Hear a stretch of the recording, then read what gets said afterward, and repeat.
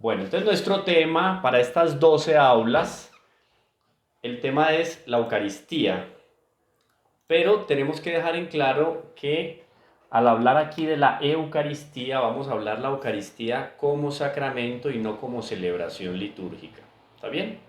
Son dos cosas que están unidas, pero tienen unas diferencias particulares. Una cosa es la celebración de la Eucaristía o la celebración de la Santa Misa, donde el sacramento de la Eucaristía se hace presente de una manera evidente y palpable para nuestros sentidos. ¿Está bien? Entonces nosotros vamos a hablar del sacramento propiamente, vamos a hablar de la materia, la forma, los beneficios de la Eucaristía, un poco la historia de la doctrina de la Eucaristía también, de tal manera que ese conocimiento sobre la Eucaristía como sacramento va a alimentar nuestro intelecto, pero de manera especial, ya lo habíamos dicho también en nuestro curso anterior, y yo siempre soy insistente en esto, cuando alimentamos la razón y la inteligencia en relación con asuntos sobrenaturales, eso va acompañado del amor. Cuando crece el conocimiento, crece también el amor. De tal manera que yo les aseguro que ya desde la siguiente Eucaristía que ustedes vayan a participar, puede ser el día de mañana, puede ser en la Eucaristía Dominical, ustedes van a tener una noción diferente y se van a sentir diferentes.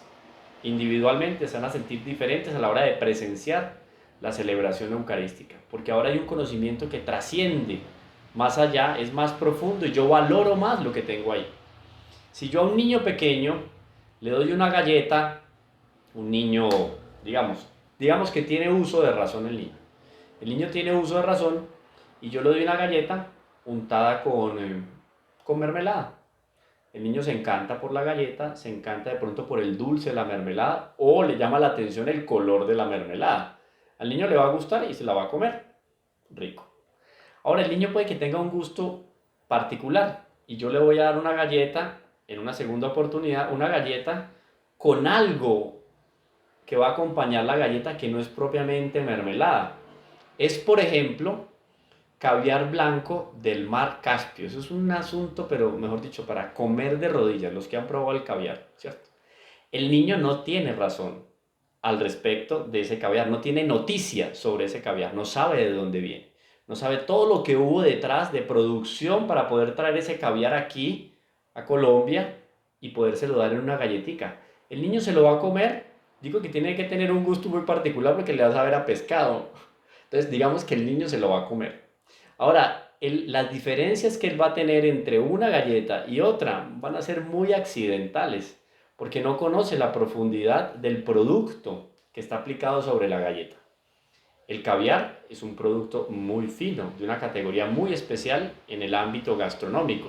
Ahora, si el niño no fuera niño, sino que tuviera unos añitos más, quizá adolescente o ya persona adulta, la persona adulta dándole en un cóctel entre una galleta con una mermelada y dándole una galleta o un pan francés untado con ese caviar blanco del mar Caspio, y yo le ofrezco gaseosa o le ofrezco champán, si él tiene un poco de cultura gastronómica, obviamente se va a ir hacia dónde? Hacia la champán, con la galleta o el pan, con el caviar blanco del mar Caspio. Va a disfrutar mucho más ese plato que yo le estoy dando.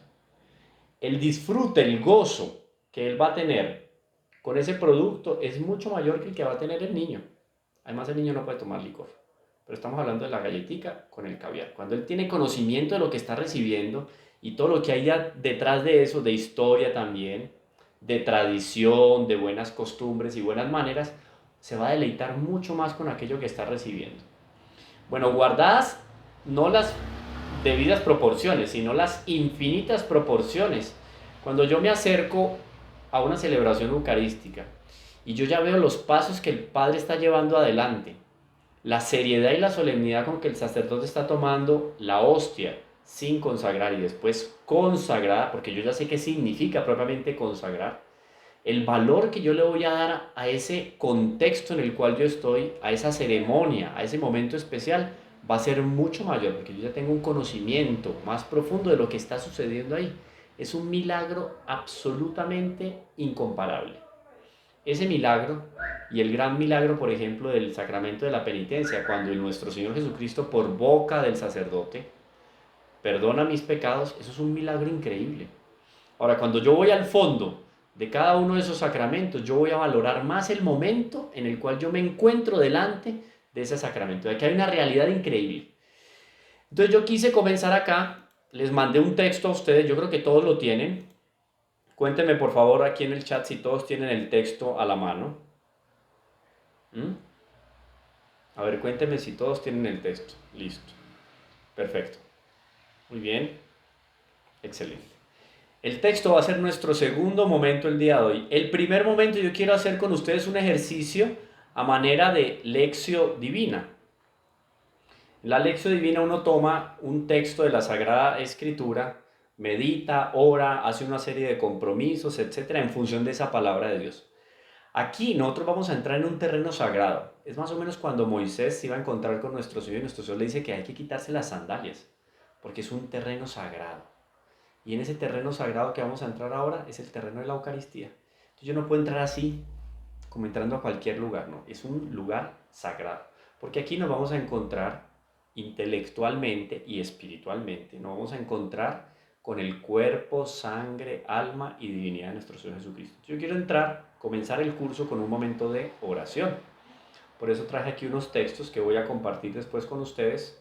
Ahora ustedes me van a acompañar en actitud de oración y vamos a hacer este momento de reflexión juntos. Obviamente vamos a invocar la presencia del Padre, del Hijo y del Espíritu Santo y de Nuestra Señora, porque si alguien ha tenido una experiencia plena de lo que es el sacramento de la Eucaristía, ha sido Nuestra Señora. Y eso debemos de tenerlo muy claro a la hora de considerar todos estos misterios. Nuestra Señora es el tipo del cristiano, es el modelo perfectísimo del discípulo de nuestro Señor Jesucristo. O sea, si yo voy a pensar en Eucaristía, tengo que pensar en la Santísima Virgen. Ahora bien, la Eucaristía es el sacramento que contiene, y aquí vamos colocándonos en contexto para nuestra meditación, tener muy presente que el sacramento de la Eucaristía es aquel que contiene verdaderamente el cuerpo, la sangre y la divinidad de nuestro Señor Jesucristo. Es la persona, la segunda persona de la Santísima Trinidad, viva, ¿no? Está el cuerpo resucitado de nuestro Señor, está ahí en la Eucaristía. Y está glorioso, pero está bajo las apariencias del pan y el vino. Eso lo vamos a explicar después con más tiempo. Apariencia es lo que perciben nuestros sentidos. Esas son las apariencias. Pero la esencia, la sustancia, muda. Porque yo veo un pan, pero ese pan que perciben mis sentidos no es lo más verdadero de aquello que está delante de mí. Lo más verdadero que está delante de mí no lo perciben los sentidos. ¿Por qué? Porque mis sentidos son incapaces. Así como cuando yo me coloco delante del sol, yo no puedo ver el sol directamente, a no ser que sea águila. Yo no puedo ver el sol directamente porque mis ojos son deficientes. ¿Está bien? Lo mismo sucede con la Eucaristía. Porque yo estoy viendo los accidentes, la apariencia y no la esencia de esa Eucaristía, de ese pan, de esa hostia consagrada. Ahora bien, como católicos, nosotros creemos que Jesucristo está personalmente presente en el altar siempre que haya una hostia consagrada en el sagrario. Por eso la lucecita que se prende. Eso tiene un símbolo de presencia, de oración constante. Los ángeles de la guarda. Hay un ángel de la guarda para las parroquias, hay un ángel de la guarda para los grupos y movimientos apostólicos, hay un ángel de la guarda para la iglesia en cuanto a institución, hay un ángel de la guarda de las naciones. Bueno, también hay ángeles especialmente dedicados a la adoración continua al Santísimo Sacramento. Y ahí están, siempre en el sagrario, porque en el sagrario está el cuerpo, sangre, alma y divinidad de nuestro Señor Jesucristo. Ahora, es el mismo Jesucristo, verdadero Dios y verdadero hombre, que caminaba por las calles de Jerusalén, que caminó sobre las aguas del lago de Genezaret, que dio aquel maravilloso sermón de la montaña, que multiplicó los panes y los peces. Es el mismo Señor que está ahí presente en ese sagrario, o que está en el altar después de que el sacerdote pronuncia las palabras de la consagración, con las cuales se obra ese milagro de la transubstanciación. Ese mismo Jesucristo que caminaba por los caminos de Galilea y de Judea. Ahora nosotros creemos que Él viene en el momento en que estamos delante del Santísimo Sacramento y vamos a comulgar, por ejemplo, en la celebración eucarística.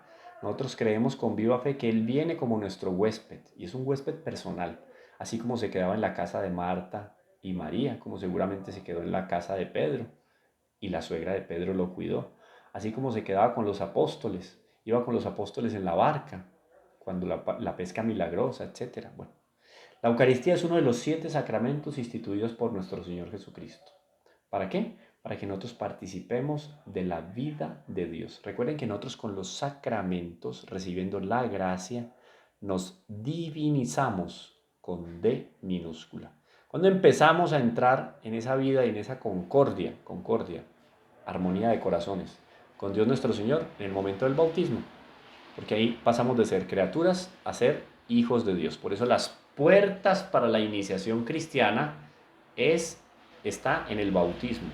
Eso nos da entonces la entrada a poder beneficiarnos de los sacramentos.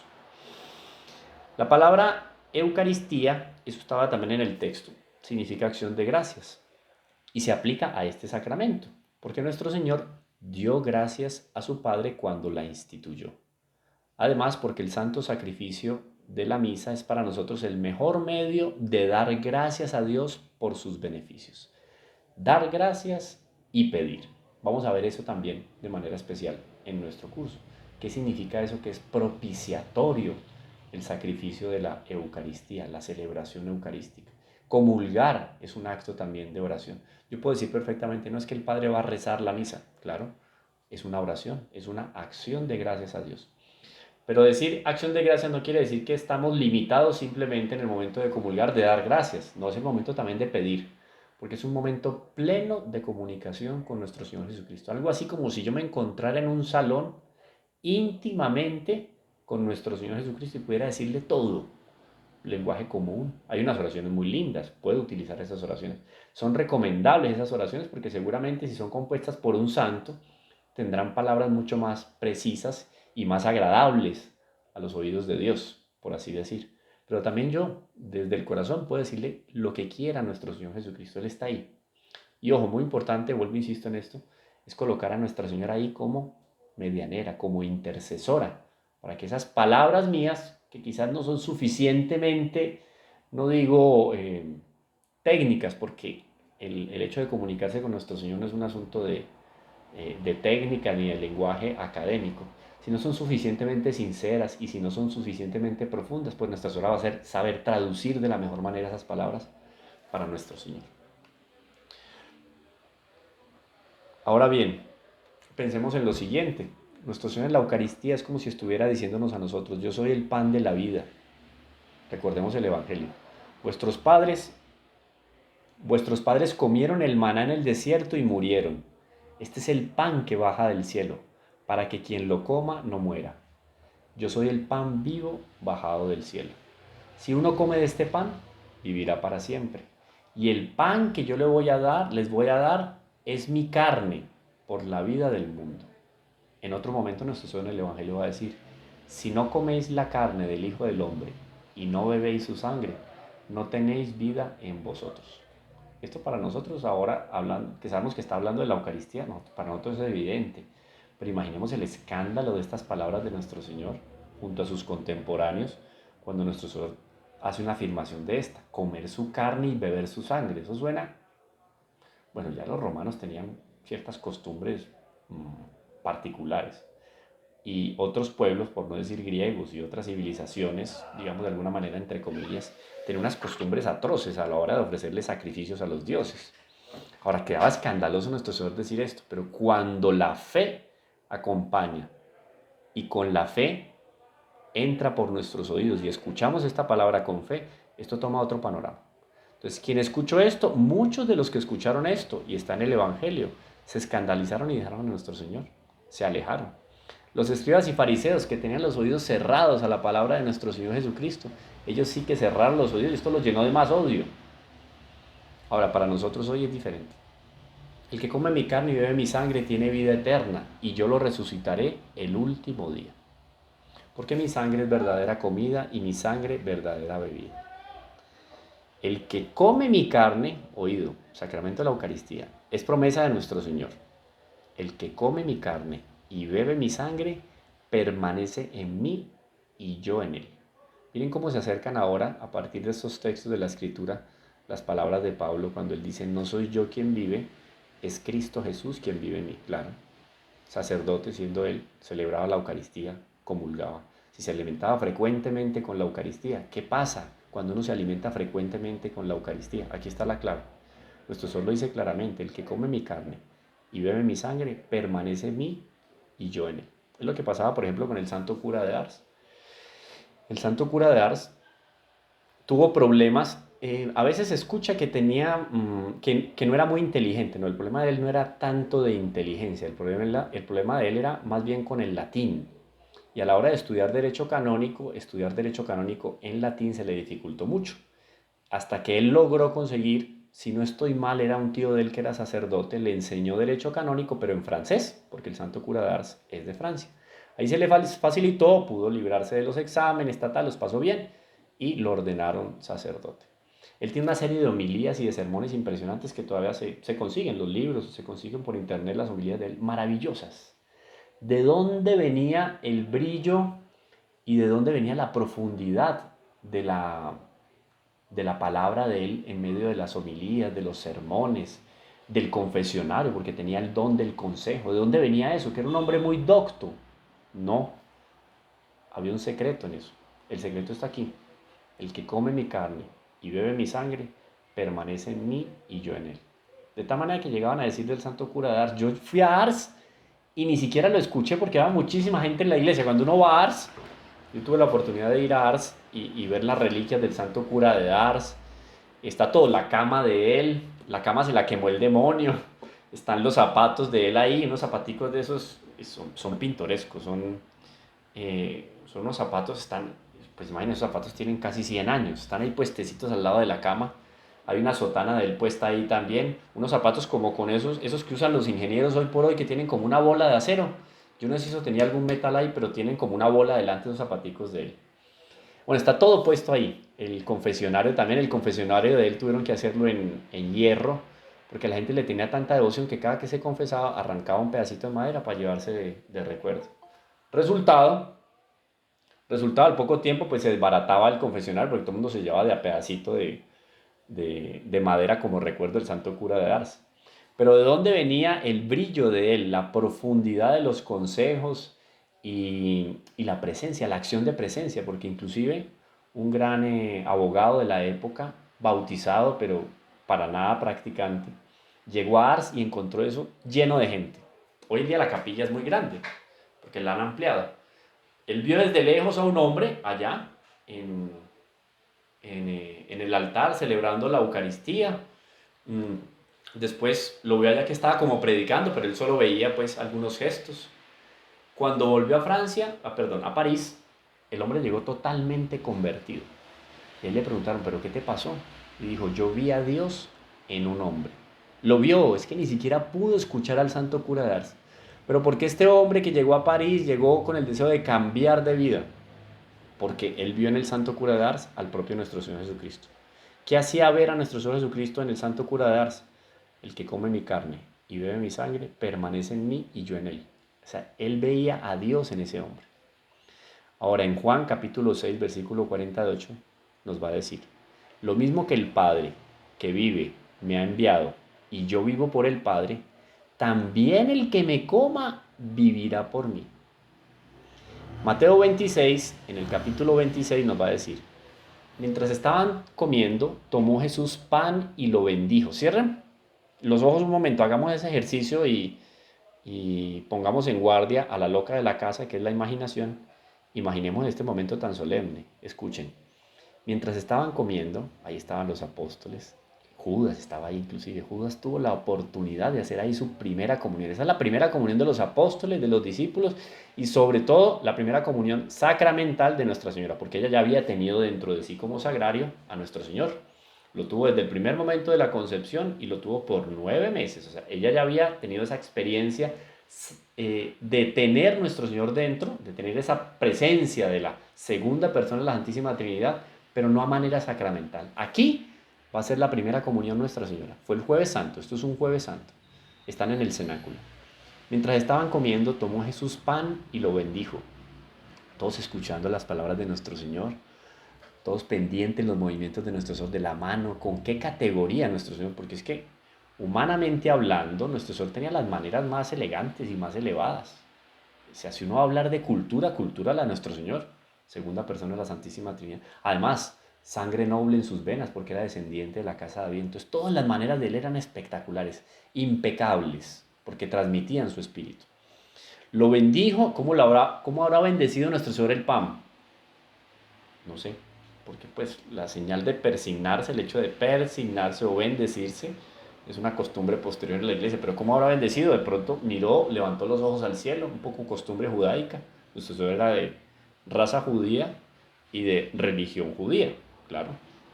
Ahora, lo bendijo, lo partió y dándoselo a sus discípulos dijo: tomad, comed, este es mi cuerpo. Miren que Mateo 26 aquí nos está recordando las palabras de la consagración. Tomad, comed, este es mi cuerpo. Tomó luego una copa, esa copa que hasta hoy en día se conserva, ¿no? Que es una piedra, si mal no estoy, es ágata. La copa, ¿cómo les muestro cómo era la copa? No, la copa era así, no como el cáliz que utilizan los sacerdotes en la celebración, sino una copa de piedra. Se le puso la forma de cáliz porque obviamente los que veneraron esa copa o ese vaso, digamos, vaso sagrado, ese cáliz, quisieron que estuviera elevado, quisieron darle una categoría superior y le hicieron toda la base, o sea, el cuellito de la copa, en piedras y en metal. Hasta hoy en día existe esa reliquia, en la cual nuestro Señor celebró esa primera misa. Nuestro Señor tomó la copa y dadas las gracias se las dio diciendo: bebed de ella todos, porque esta es mi sangre de la alianza que es derramada por muchos para el perdón de los pecados. Y Lucas nos va a decir, en el capítulo 22, versículo 19, nos va a decir: hagan esto en memoria mía. Está pidiendo la perpetuidad de esa misma celebración. Entonces, cuando yo voy a la celebración eucarística, miren yo cómo debo de sentarme ahí, en esas sillas Y hoy en día, yo sé que hay muchas limitaciones por todo este asunto del COVID, etcétera, pero de alguna manera es muy interesante la celebración eucarística porque es más íntima. Estamos menos, yo no sé si para alguno puede sonar un poco egoísta, yo lo estoy viendo desde esta perspectiva. Como estamos menos en torno al altar, pues como que hay más cercanía con el mismo celebrante, con quien preside, que es el sacerdote, y uno está ahí como más cerca de nuestro Señor. Hay más recogimiento porque somos menos. Ahora, yo debo de colocarme de protagonista en la celebración eucarística como uno de estos apóstoles y discípulos, o de las santas mujeres que estaban ahí en el cenáculo. Es un momento en que el propio nuestro Señor está ahí delante y está diciendo: este es mi cuerpo, esta es mi sangre. Ahora bien, podría decir yo antes, durante o después de encontrarme con el Santísimo Sacramento, decir: te doy gracias, Jesús, mi Dios y Redentor, por haber venido al mundo para salvarnos. Te doy gracias, Señor, por instituir el admirable sacramento de la Eucaristía y quedarte con nosotros hasta el fin del mundo. Te doy gracias por haber ocultado bajo las especies eucarísticas tu infinita majestad y hermosura, cuya contemplación hace las delicias de los ángeles. O sea, esto es una gracia, la gracia de comulgar, de recibir el sacramento, no lo tienen ni siquiera los ángeles. Los ángeles no pueden comulgar. Ellos pueden hacer comunión espiritual, pero comunión sacramental solo para el hombre. Miren el privilegio que nos da a nosotros. Ni siquiera los ángeles, casi que el ángel queda: ya pudiera yo comulgar cuando ve, el ángel de la guarda, cuando ve que yo estoy. El mismo San Miguel, el mismo San Miguel cuando nos ve comulgando dice: ay, tuviera yo la dicha de poder comulgar. No, no tienen esa gracia, porque no tienen cuerpo. La gracia de comulgar es solo para nosotros. Así me inspiras confianza para acercarme al trono de tu misericordia. Claro, porque uno sabe que Dios es infinito, Dios es omnipotente, Dios es omnipresente, pero no es un Dios que aplasta, no. En esta Eucaristía, esa infinitud como que se redujo a la más mínima expresión para estar cerca y depender de nosotros. De tal manera que Dios permite que yo tome, ahora, no sé, bueno, no entro en asuntos técnicos, ni rúbricas, ni liturgia, pero bueno, ahora que en algunos templos están pidiendo que la Eucaristía se tome con las manos, bueno, el sacerdote, digamos más bien, el sacerdote en el momento de tomar en las manos a nuestro Señor Jesucristo, está tomando con sus manos a Dios. O sea, Dios está ahí en las manos del sacerdote. ¿Cuántos milagros no hay? Bolsena, por ejemplo, milagros eucarísticos en que el sacerdote dudaba de la presencia eucarística de nuestro Señor y ahí se convertía la hostia en tejido, ¿no? En piel, en cuerpo, y derramaba sangre. La sangre de nuestro Señor se derramaba en las manos del sacerdote porque tenía una duda contra la fe de la presencia eucarística de nuestro Señor. Te doy gracias, Jesús mío, porque te me das a ti mismo en el Santísimo Sacramento y tanto lo enriqueces con el tesoro de tu amor que no hay otro don mayor para mí, no hay nada. O sea, usted quiere darle un regalo espectacular a alguien, mande a celebrar una Eucaristía por las intenciones de esa persona. Es un regalo increíble. Ahora, poder ir con otra persona y acompañarla, es hasta un plan de amigos. Vámonos a una celebración eucarística y comulgamos. Qué gracia poder vivir junto a otro. Si yo soy casado, vivirlo con mi esposa, la esposa con el esposo, con los hijos, ir en familia, porque es el propio Dios que se está dando a nosotros. Te doy gracias, Señor, por haberte hecho alimento para mí y ofrecerte constantemente en sacrificio a tu eterno Padre por mi salvación. Te doy gracias a ti, Dios y sacerdote, por ofrecerte a ti mismo como sacrificio diariamente sobre nuestros altares en adoración y homenaje a la Santísima Trinidad, perfeccionando nuestra pobre y defectuosa adoración. Te doy gracias por actualizar aquí diariamente el sacrificio de la cruz ofrecido en el Calvario, así satisfaces por nosotros, pobres pecadores, a la divina justicia. Es un pararrayos que se da ahí en el momento de la celebración eucarística. Te doy gracias, Jesús amadísimo. Un solo instante en que se deje de celebrar la Eucaristía en el mundo, no habría nada que pudiera atajar la justicia de Dios. Porque la misericordia de Dios se manifiesta y florece de una manera especial en la celebración eucarística. Te doy gracias, Señor, Jesús amadísimo, por haberte hecho la víctima inapreciable que merece plenitud de favores celestiales. Despierta en mí tal confianza que desciendan gracias cada vez más abundantes y fructuosas sobre mi alma. Te vivo agradecido por ofrecerte a ti mismo en acción de gracias a Dios por todos los beneficios espirituales y temporales que Él me ha otorgado. Aquí pedimos todo.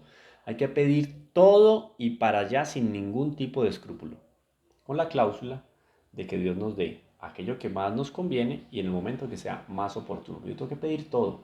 Recuerden que hay gracias que Dios no nos da porque no le pedimos. Así de sencillo. Cuando Nuestra Señora se manifiesta a Santa Catalina Labouré en la Rue de Bac, en París, la medalla milagrosa, Nuestra Señora se manifiesta a Santa Catalina, ustedes deben recordar tal cual como está en la medalla. La medalla milagrosa, aquí está, estas gafas son, aquí está Nuestra Señora. Con las manos extendidas, porque Nuestra Señora se le manifestó así a Santa Catalina Labouré para que ella mandara a acuñar la medalla milagrosa. Año 1830 en París, había una peste feroz y la gente empezó a curarse milagrosamente. Los que recibían la medalla se curaban, por eso el nombre de la medalla es medalla milagrosa. Y Nuestra Señora de la medalla milagrosa tiene unos rayitos que salen de sus manos. Santa Catalina cuenta que ella tenía unos anillos y los anillos salían unas luces, de cada dedo salían unas luces, esos rayos como de gracias, pero habían unos que no salía curiosamente. Y Santa Catalina, mujer curiosa, detallista, le pregunta a Nuestra Señora y Nuestra Señora le responde, es que hay gracias que los hombres no le piden a mi hijo. Miren que Dios tiene sus caprichos. Si no le pedimos, normalmente no nos da. Oído, esto hay que tenerlo muy en cuenta. En el momento de yo recibir la Eucaristía, ese momento es un momento de comunicación inapreciable con Dios, impresionante. Ahí tengo que aprovechar para pedir todo. Despierta en mí tal confianza que desciendan gracias cada vez más abundantes y fructuosas sobre mi alma. Te vivo agradecido por ofrecerte a ti mismo en acción de gracias a Dios por todos los beneficios espirituales y temporales que Él me ha otorgado, todo, material o espiritual, pedir todo. En unión con tu propio ofrecimiento en el santo sacrificio de la misa, te pido esta gracia particular. Y ahí hay que pedirle en ese momento. Les voy a mandar esta oración para que en la próxima comunión sacramental que tengan o comunión espiritual, porque yo puedo hacer comunión espiritual las que quieran el día. Con esta oración ustedes pidan una o varias gracias especiales. Aquí sería el momento de pedir la gracia, el favor que yo quiero de parte de Dios. Y sin escrúpulos, es que yo le pido tanto, me da pena y yo no le doy gracias. Yo me acuerdo de uno de los profesores que tuve de espiritualidad, me decía, Camilo, no se preocupe, que a la hora de usted agradecerle a Dios, la mejor manera de agradecerle a Dios es pedirle más. Es una manera de agradecerle. Cuando a mí me agradó, me gustó lo que Él me dio, pues yo le pido más. Eso está tan rico, Señor, dame más. Y Él, como es un rey bondadoso, magnánimo, con deseos de darse por completo, Él quiere dar lo que tiene. Concédemelo si es conforme a tu santa voluntad. Oído con esta cláusula importantísima, que convenga.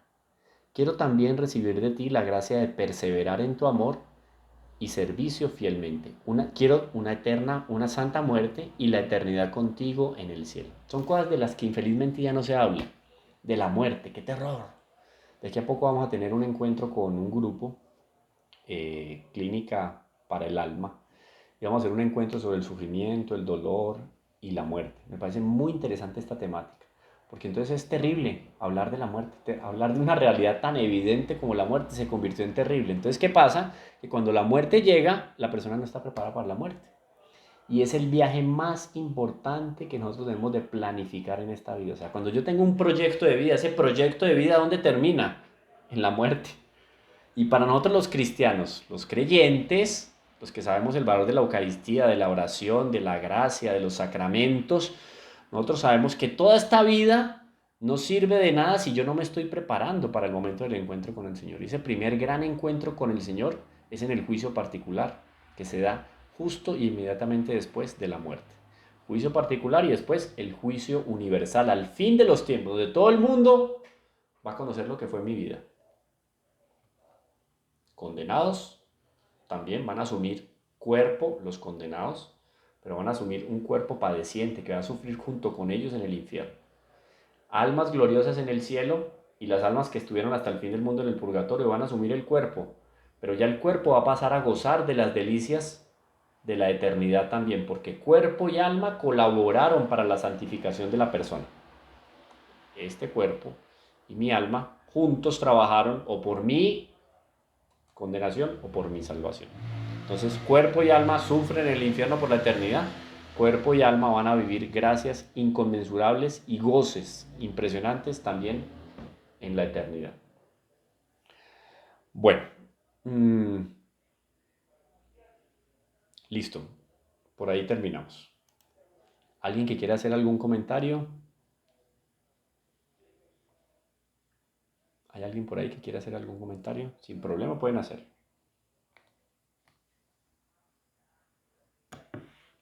Una pregunta. Vamos a ver entonces, pasemos a ver nuestro texto. No sé si lo tienen impreso, lo tienen ahí en el computador. Si quieren yo lo proyecto aquí. Si les parece lo proyecto, voy a buscarlo aquí rápidamente y lo proyectamos. Ustedes me dicen si lo están acompañando.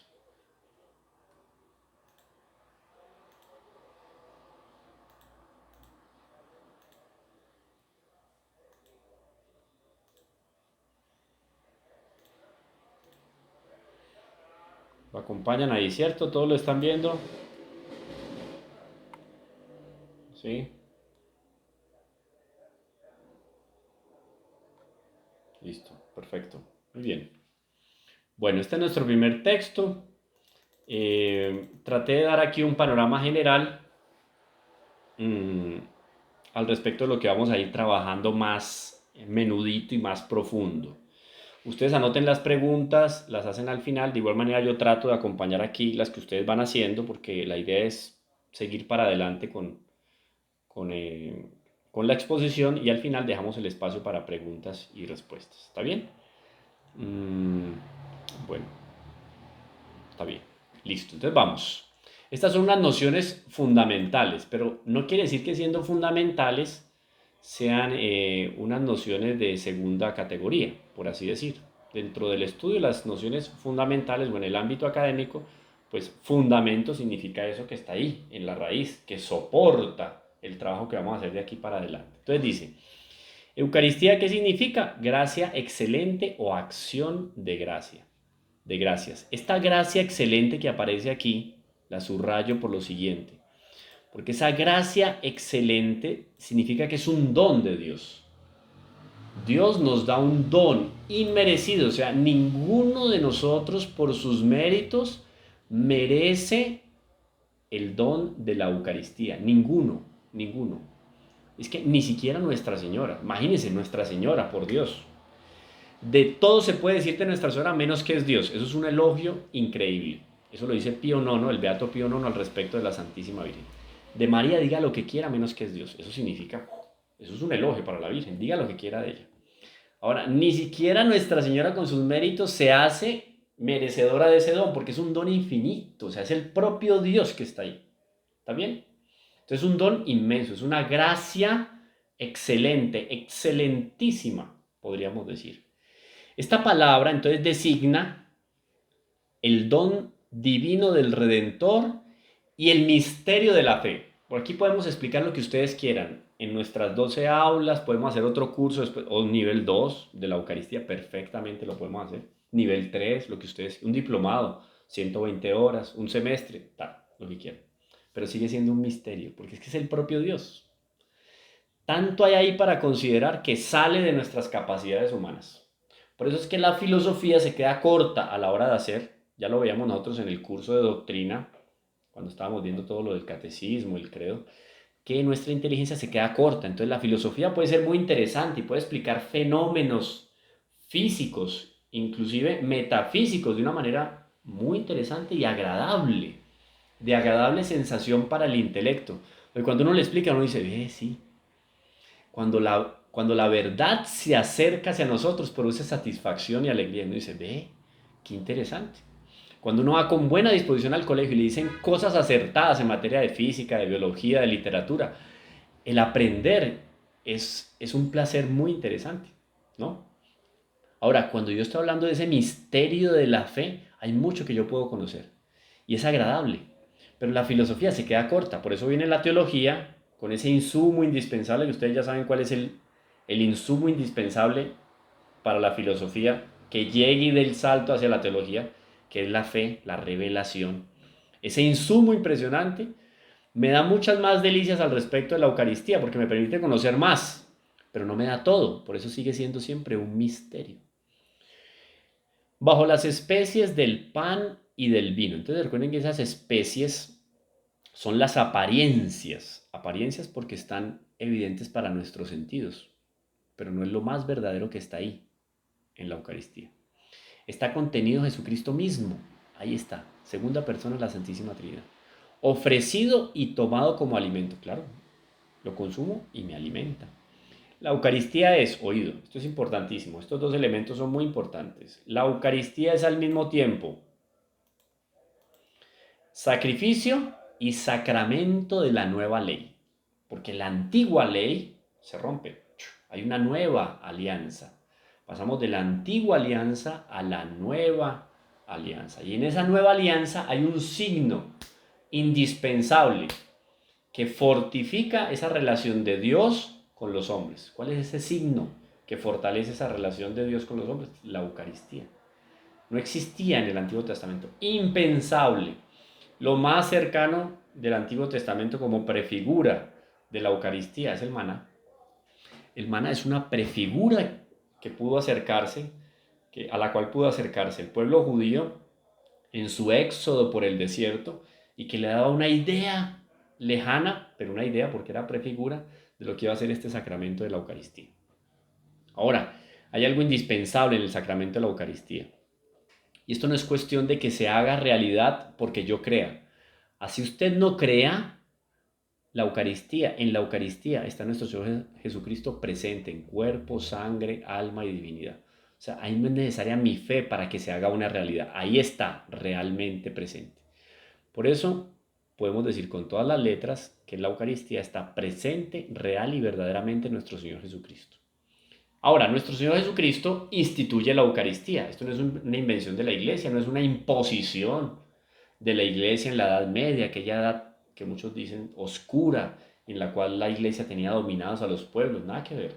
Esto está relacionado en los textos del Evangelio. ¿Dónde? Nuestro Señor Jesucristo instituyó la Santa Eucaristía durante la última cena, antes de su pasión. Jueves, cuando termina la cuaresma, nos encontramos inmediatamente con el Jueves Santo.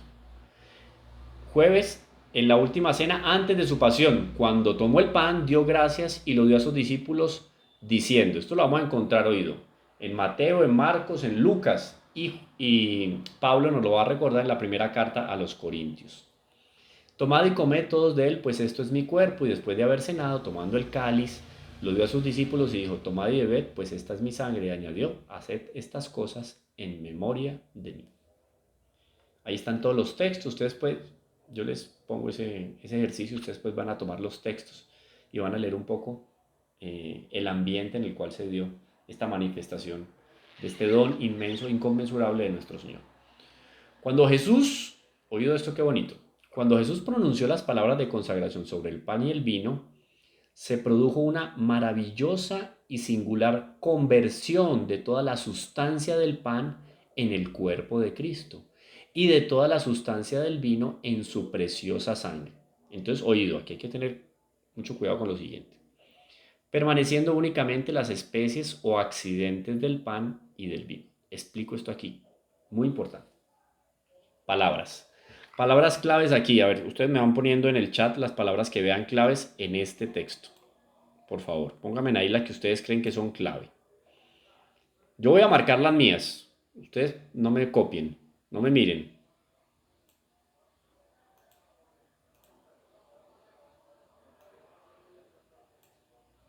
No me miren, pongan las de ustedes.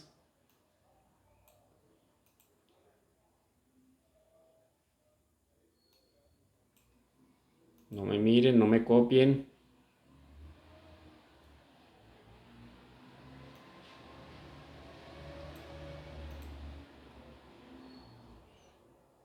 ¿Listo? Bueno, está bien.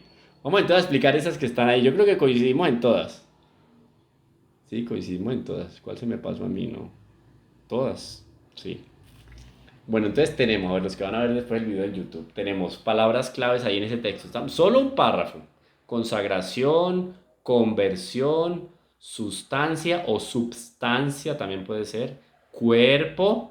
Ah, perdón, aquí se me pasó. Cuerpo, sangre también. Y especies o accidentes. Entonces repito toda la frase. Cuando Jesús pronunció las palabras de consagración sobre el pan y el vino, se produjo una maravillosa y singular conversión de toda la sustancia del pan en el cuerpo de Jesucristo y de toda la sustancia del vino en su preciosa sangre, permaneciendo únicamente las especies o accidentes del pan y del vino. Entonces comenzamos. Primera palabra clave. Consagración. El pan y el vino antes de la celebración de la Eucaristía no son sagrados, ni han pasado por una consagración. El pan y el vino los trajo el distribuidor. Normalmente son las monjitas las que hacen el vino. Cualquier, digamos, hay un grado de alcohol específico dado por las conferencias episcopales en los cuales se aprueba que un vino pueda o no ser lícito o válido para la celebración eucarística, ¿no? Zumo de uva, eso sí tiene que ser.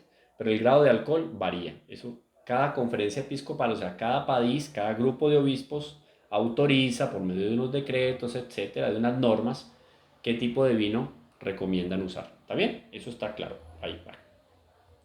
Ahora, ese vino sacado de una alacena y esas hostias sacadas de otra alacena o traídas por las monjitas, tal, no son consagradas.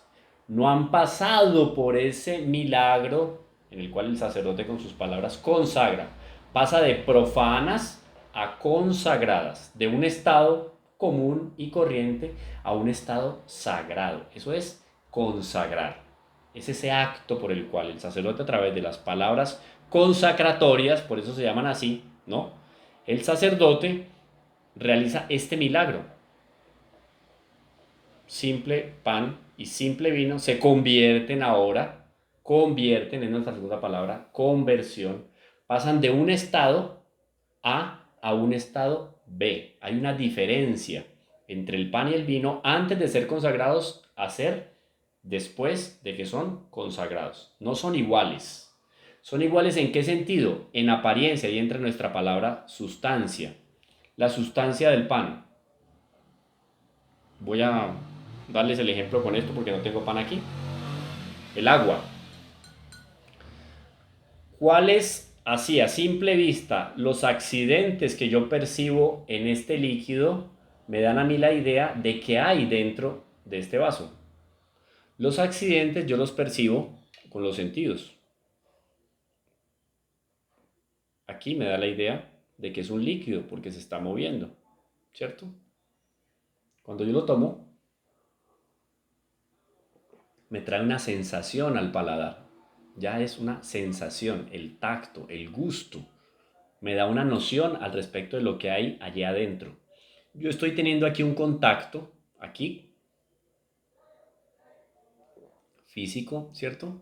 Con el agua. Aquí a través de la vista, con el agua. ¿Qué es lo que la vista y lo que el gusto están percibiendo de este líquido? Las especies o accidentes. ¿Está bien? Ahora, yo puedo decir aquí que yo estoy tomando agua. Sí, es que aquí la sustancia, lo más profundo que le da realidad a esta agua es la sustancia. Si yo pudiera separar la sustancia de los accidentes, sería más o menos así. Eso es lo que hace nuestro pensamiento a nivel abstracto cuando yo hablo de, por ejemplo, árbol. Yo les digo a ustedes árbol. Ustedes de pronto se van a acordar del último árbol que vieron hoy, antes de entrar en la casa.